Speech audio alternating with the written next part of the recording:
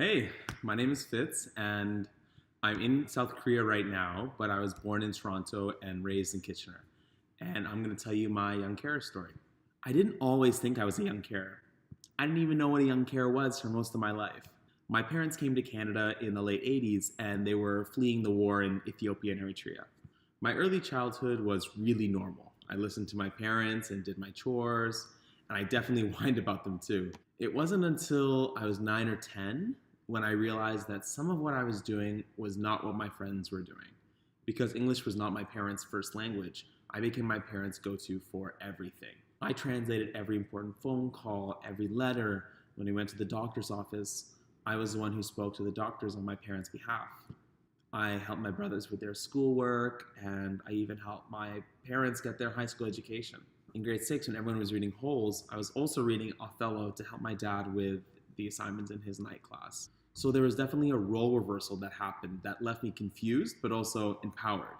Because even though I didn't want to talk about what was happening at home, I knew that I was the glue that held my family together. It was this same binding of self awareness and responsibility that made my mother's diagnosis of a brain tumor really stressful.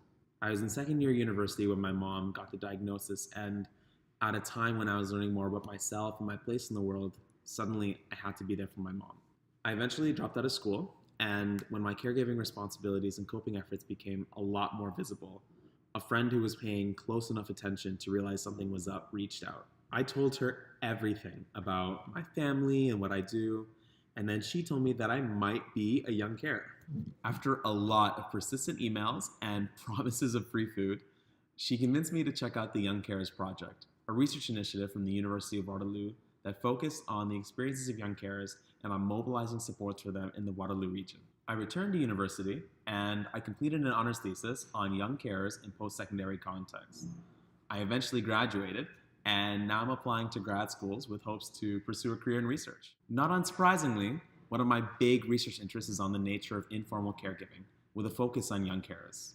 I would like to thank the Change Foundation for letting me send a video from across the world and to share it at this forum.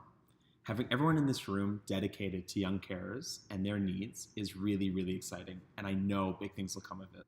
I hope you have an awesome and productive day, and if you're a young carer, just remember, you're not alone.